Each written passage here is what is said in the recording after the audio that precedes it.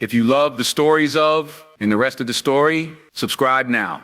In the 1970s, Harlem was a world of contrasts. On another, there were boarded up windows and broken streetlights, whispers of stories untold. This was where Barry grew up, but no one called him Barry then. He was just Mikey, a quiet kid who paid more attention to the rhythm of the streets than to the chaos. Mikey, you're gonna sit there all day scribbling in that notebook? His brother called from the kitchen. Probably, Mikey replied without looking up, pencil tapping against the page. What you writing anyway?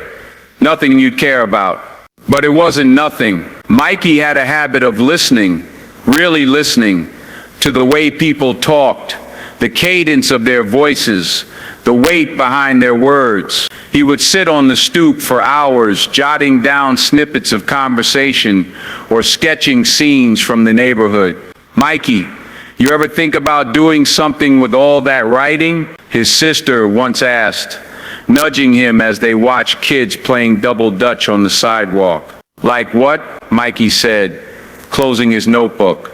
I don't know, stories maybe? You've got a way of seeing things most people miss. But Mikey wasn't sure. Life in Harlem taught him to be cautious with dreams. Dreams didn't pay bills or fix broken windows. And yet, the words kept coming, filling notebook after notebook. By the time Mikey was a teenager, Harlem had changed. The laughter on the block had grown quieter, replaced by the sounds of sirens and the hum of something darker. The streets weren't just a backdrop anymore.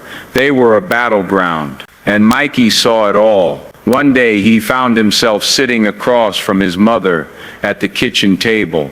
Mikey, I worry about you, she said, her hands resting on a stack of unpaid bills. You've got all this talent, but what you gonna do with it? The streets don't care about talent. I know, Ma, he said softly, but I've got ideas, stories I want to tell. She sighed, but there was something in her eyes, a flicker of hope, maybe that made Mikey hold on to those words a little tighter. Eventually, Mikey left Harlem, but Harlem never left him. He carried its voices, its struggles, its triumphs. He started writing seriously, turning his observations into screenplays and articles. His words had a rawness, a truth that couldn't be faked. And when people read them, they saw a piece of themselves. Years later, Mikey found himself in a room full of Hollywood executives, pitching a screenplay that would redefine urban cinema.